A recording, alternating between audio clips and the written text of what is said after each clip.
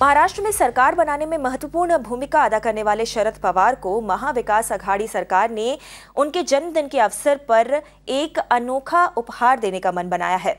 महाराष्ट्र सरकार शरद पवार के 80वें जन्मदिन के मौके पर 12 दिसंबर को शरद पवार ग्राम समृद्धि योजना की शुरुआत करेगी। इस योजना को महात्मा गांधी रोजगार गारंटी योजना के तहत लागू किया जाएगा और साथ ही राज्य सरकार के अधिकारियों का कहना है कि इससे राज्य सरकार के खजाने पर कोई भी अतिरिक्त आर्थिक बोझ नहीं पड़ने वाला है। मयूरेश के पास सीधा चलते हैं और ज्यादा जानकारी लेकर। काफी अनोखा गिफ्ट है ये अघाड़ी का शरद पवार के लिए और जाहिर सी बात है एक कहीं ना कहीं ये भी दर्शाता है कि शरद पवार इस पूरे के पूरे अलायंस के लिए कितनी अहम है उनकी भूमिका। मगर एक खास बात ये भी है मयूरेश यहाँ पर कि ये जो स्कीम है उसमें कुछ नया नहीं है। जो ऑलरेडी एग्जिस्टिंग स्कीम्स हैं उन्हीं की चीज़ों को निकाल कर बाहर करके एक नए स्कीम का नाम दिया गया है।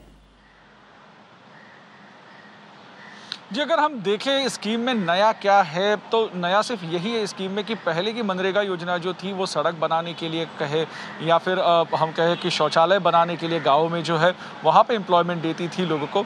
इस स्कीम में वाटर कंजर्वेशन जो है उसे भी फोकस किया जाएगा। तो एडिशन यही है कि वाटर कंजर्वेशन के जो काम चलते हैं जहाँ पे नदियों का डिसिल्टिंग किया जाता है या फिर नए कनाल्स बनाए जाते हैं, तो ये सब जब रूरल एरिया इलाके में जब होगा तो ये स्कीम वहाँ पे भी लागू होगी और इसमें रूरल जो यूथ है उसको ज़्यादा पैमाने पे जो है वो अपॉर्चुनिटी दी जाएगी, ऐसा सरकार का कहना है। जैसे आपने कहा कि बिल्कुल सरकार ये भी कह रही है कि जो फंड्स आते हैं केंद्र सरकार की तरफ से हो या फिर महाराष्ट्र सरकार की जो अलग अलग स्कीम्स है उन स्कीम्स को शरद पवार के नाम से जो स्कीम शुरू की जाएगी उसके अंडर उनको या उसमें उनको शामिल किया जाएगा।